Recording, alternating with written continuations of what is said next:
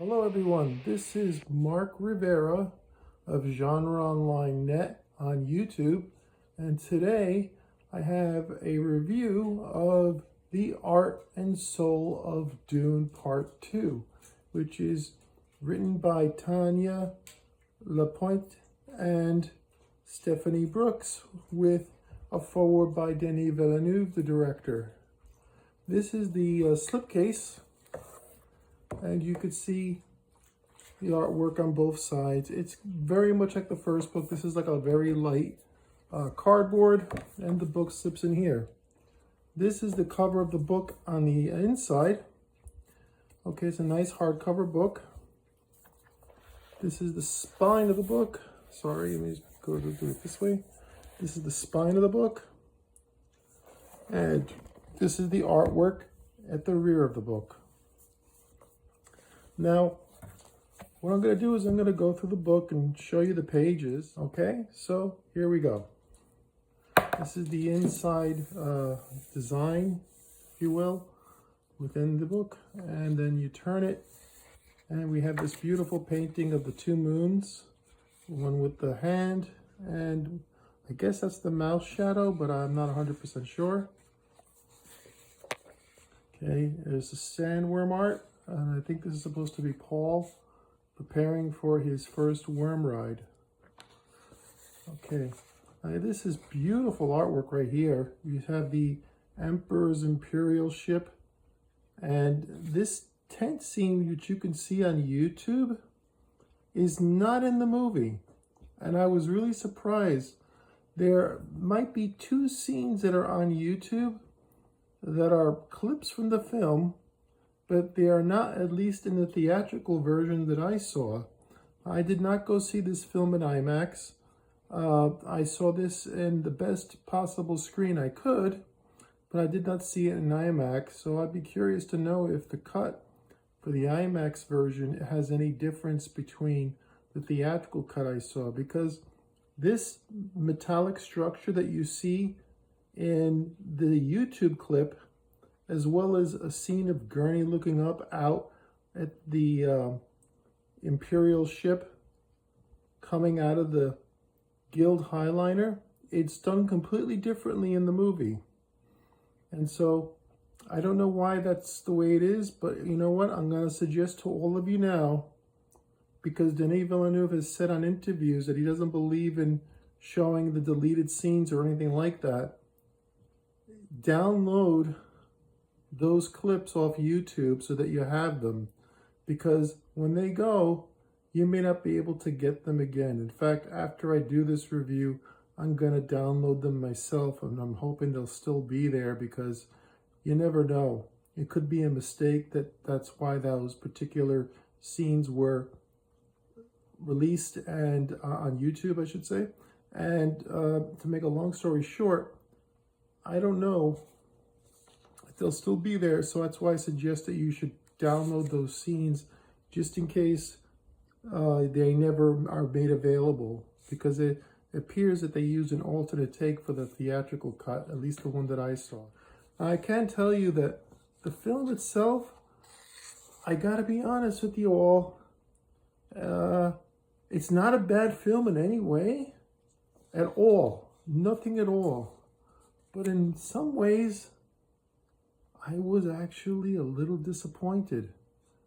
You know, I think it's because the buildup that the movie has gotten probably gave me higher expectations than I should have had.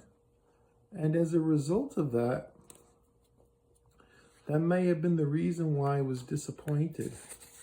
But nevertheless, I think that the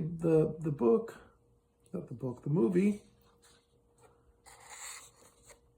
is very good, but at the same time, it really, the last, say, half hour of it, the third act, seems to speed up to the climax of the film, and it just seems to jump from one thing to another.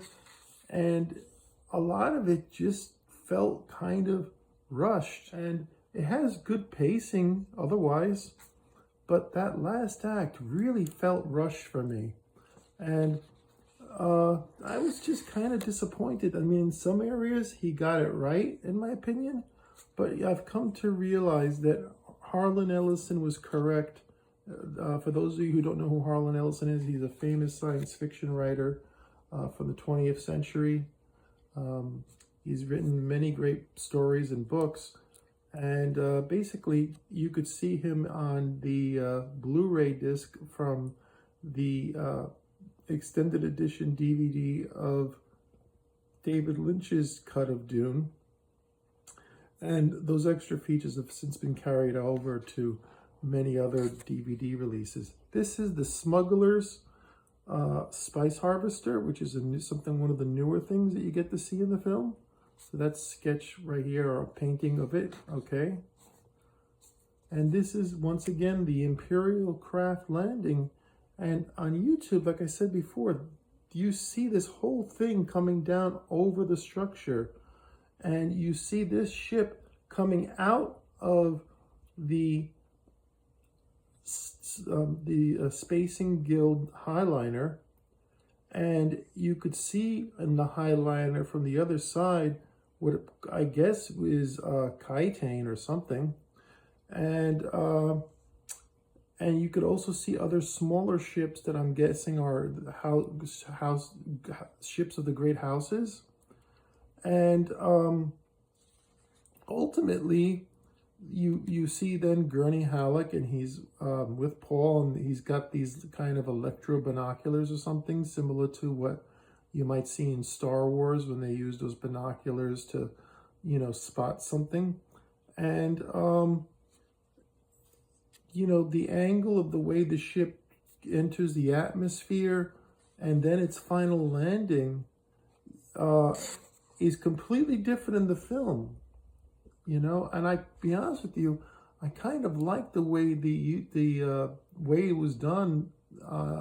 I think they could have cut certain things, and they should have included that footage, because on the YouTube clip you see like this profile of Arrakis, and then as it slowly moves from left, or well, this is right to left, you see the Highliner, and then and you see the Imperial ship coming through along with a bunch of tinier ships coming out, and it gives you a great sense of scale, and it almost gives it this otherworldly thing that reminded me of 2001: A Space Odyssey, and it's really beautiful. I mean, you could find it on YouTube, hopefully, and just type in just type in on YouTube Dune clips, Dune Part 2 clips, and it will pop up. You should be able to see it. Okay, so this is Paul riding the sandworm. Now, this is not at all in the movie either, but this is a painting. This is supposed to be the Emperor's palace on Chitain. I kind of wish that they showed this, because I think it's pretty cool, although it does make me think of the Borg cube from Star Trek. But nevertheless, I kind of would have liked to have seen more of Chitain in the film, just to give it a sense of it being different from Caladan. So these are photos from the set. I believe this set was shot in Italy, actually. I know that they shot in Prague and in Jordan and in Abu Dhabi, but I don't know much else about where they shot things. This is Florence Pugh at the beginning of the film doing her recording.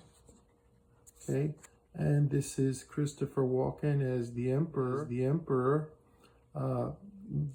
finally meeting with Paul at the film's last point. And that's the Cheops game that he engages with his daughter. Even that seemed shorter too. I mean, there's a scene, I think, sending assassins. He doesn't say that in the movie that I recall. You know, I've only seen it once. So, I mean, I could be wrong about it. This is a bit of an interesting scene, but maybe they thought it was kind of repeating. This is supposed to be a place where the Sardaukar can go on Chitain, and they pay respects to the honored dead among. And there's some photos. There's a lot of photos from the movie in here as opposed to artwork. So if you're expecting a lot of artwork, you might be a little disappointed. It's more I'd say there's about 70% artwork and 30% photos in this book. Okay, and this is inside the Siege.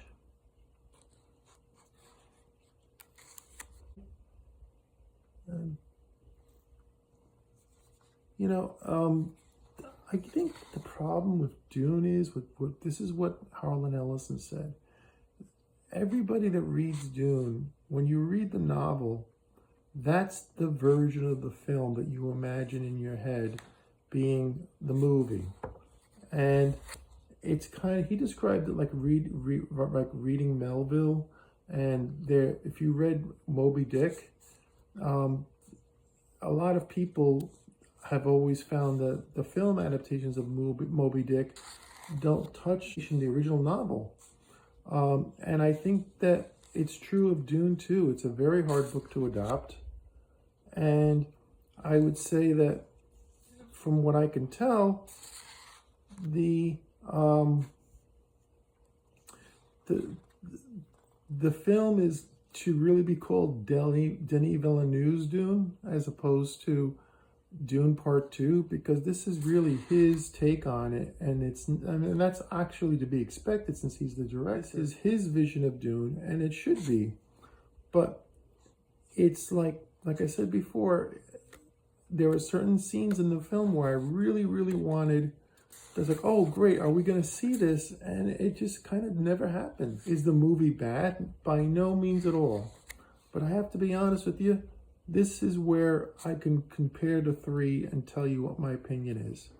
And first off, this will probably become the definitive version of Dune, because I don't think anyone's going to remake it again for a long time. And they shouldn't. I think that they should do something that is more original after they do their, hopefully, Dune Part 3, Dune Messiah. This, by the by, you could see is the English to Chibosca and the phonetic pronunciation, as well as how the alphabet of the language is meant to look in the film. This is supposed to be Giedi Prime, so you've seen some artwork there. And Giedi Prime is probably one of the highlights, but there was, that's a painting of the arena, and that's the, I guess you could still call it the Imperial watch box, if you will, like the same way like if you're at the Super Bowl. It's what I wanted to be in the movie, and I'm going to tell it to you now. This is a possible spoiler, but you know, this is, by the way, before I go into that, this is supposed to be this is concept work for the negative, as Villeneuve describes it, like this inverse type of fireworks that go they go off on the planet for Fade's birthday following the gladiatorial arena sequence. So it was something that they experimented with, and it is in the film, albeit at night, but they still look otherworldly. In the book, Fade defeats the soldier or the slave, and in the book, the slave is poisoned by Fade covertly, so nobody else knows this but Fade. And the person who's been stabbed looks up at him and says, "Someday one of us will get you," that sort of thing. And unfortunately, this is Fade's entourage, let's put it that way. And this is a Atreides soldier, those that were taken back as slaves from the Battle of Arrakeen. This is, they drug up some of the Atreides soldiers so that when they force them out into the arena, it's easy for Fade to slaughter them. In the book, Fade is more manipulative in terms of, he has, instead of chopping off the head of the body, he basically presents the slave as a hero, like as being brave and to be treated as such. Whereas in the movie, there is no one day somebody's going to get you type of speech. Instead, Fade kills him and says something along the lines of, "You fought well," to the guy's ear, but then that's it. And then later on, he confronts the Baron as to why wasn't this guy poisoned too. And the Baron's kind of like, hey, but think of what I got you. You know, this actor was in the first film, and these are picadors. Now they make a funny noise in the movie. I don't really know what that's supposed to be. I'm guessing that might be some sort of a taunting type of noise that they make. I mean, it's really hard to say, but as far as I know, they are human.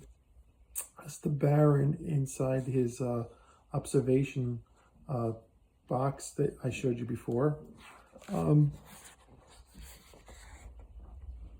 Okay, now these devices here, as they show you here, evidently, although it's not said in the film, these are, this helps the Baron breathe. And my guess is that this is damage that was done as a result of the exposure to the poison in the first film. So he needs these things to breathe.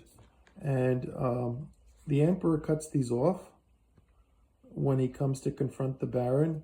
And the Baron is completely immobilized. Even though he has the suspensor thing on his spine, etc., he's just literally clutching the floor because he can't catch, he's having difficulty breathing because these devices are not hooked up. And this is inside the chambers within the Harkonnen Palace. This is another spice harvester sequence. This is a painting, believe it or not. Although you do see this in the film of the parade made for Fade as he gets the command of Arrakis. These always reminded me of like a tick or something. Because a tick sucks your blood like a parasite, and it's kind of a parasitic nature to the Harkonnens, okay? Because they exploit worlds, etc. Here's Dave Bautista as the Beast Raban, and it's about the only time you see him in the character not wearing some sort of armor. And it's actually an interesting sequence because you get to see this like radar room where the Harkonnens are able to monitor the entire planet. This is the control room of the Harkonnens have. So you get like this different points of view that you don't see in previous films. I mean, this is all a welcomed addition. And this is called the Ornabee. It is a special type of ornithopter. I think this is the ornithopter that is used by Raban in the film. So he's got his, if Darth Vader has his own special TIE fighter, Raban appears to have his own special ornithopter that he takes into battle with his troops. So they call this the Ornabee because it's smaller. It doesn't have a dragonfly design. It's meant to be more like a bumblebee with dragonfly wings. And this is the inside of it. This is once again this is a smuggler harvester and a carryall. And this is the diagram of what the inside of the smuggler spice harvester is supposed to look like. I need to really see the film again because there's a scene that I saw where you saw the worms on YouTube, where the worms were from an aerial view going through the desert into Arrakeen, and it looks almost like they're swimming in, but I don't recall it appearing that way. It's like the worms come right after the atomics and the Sardukas start running, and then you don't see them again. So it's like, what happened to them? This is the big final fight. I just want to say, I mean, I like, it's a silvery shape to it, but kind of hoping for something a little bit different. This is one of Paul's visions that you see in the film. This is a concept art of what will happen when the Fremen are set loose. It looks like it's Arrakis, but you know, it could be any place. My other thing about the movie that kind of, you know, made me kind of wonder is you don't really get a, like, okay, you could see Arrakeen, but it looks like it's all connected, like one big giant structure. Like you don't see actual people on the streets or anything like that. In the John Harrison 2000 one, I got a feeling that Arrakeen is a real city, whereas in the David Lynch version, when I first saw it, I kind of, you have to look at it closely, but to see the Arrakeen buildings in the matte painting. But in the Denis Villeneuve version, it just looks like one big, like, complex, and it looks like there's nobody outside. Like it just looks like a big structure. I think the John Harrison version from 2000 is still probably the closest that you'll get to the book as far as covering the book, even though the Denis Villeneuve version is an hour longer compared to the miniseries. It's not as faithful, believe it or not, to the 2000 version. So if I was going to say in terms of faithfulness to the book, the John Harrison sci-fi miniseries is the most faithful version, even if he didn't have the budget to do the things that Denis Villeneuve did for this version. Then I would say this version of the film is the second most accurate to the book, but it is heavily stylized according to Denis Villeneuve's vision. And then the David Lynch version is the least accurate, only in the sense that he didn't have final cut. But those interior dialogues are in the movie, are all throughout the book. And the colors and the tones, etc., in the David Lynch version are actually in some ways more accurate than the Villeneuve version. I do think that all three can be read as interpretations on the same material, but like Harlan Ellison said when he was reviewing the original 1984 Dune, the ultimate version of Dune, the movie, is always going to be what you think, what you imagine. I think Villeneuve did a lot of great things, and there's absolutely nothing bad I could say except for the fact that I felt like the last act was just kind of rushed. Anyway, so this is the end of the book. And so I've given you all a look at it, probably more than I have in the past when I've given looks at the art of these things. But okay, here's the cover, slipcase, and you can also get available from Inside Editions is the original Art and Soul of Dune, which I guess they call this Dune Part 1 now. This was originally released at the time of the film. So you have Part 1, Part 2, and this is the cover that it comes in. And then also available from Inside Editions is Dune Part 1, the photography. So with all three of these together, you have a complete looking at thus far, and until they make a photography book for Dune Part 2, and into the conceptual work and making of the films. So that's it. That's been a look at my copy of the Art and Soul of Dune, and I hope you liked it. Please share, comment, and subscribe if you haven't already. And definitely see Dune if you can in the theaters. I think it's definitely worth it. But don't have high expectations. I think my expectations were too high, and as a result, I was disappointed in certain ways.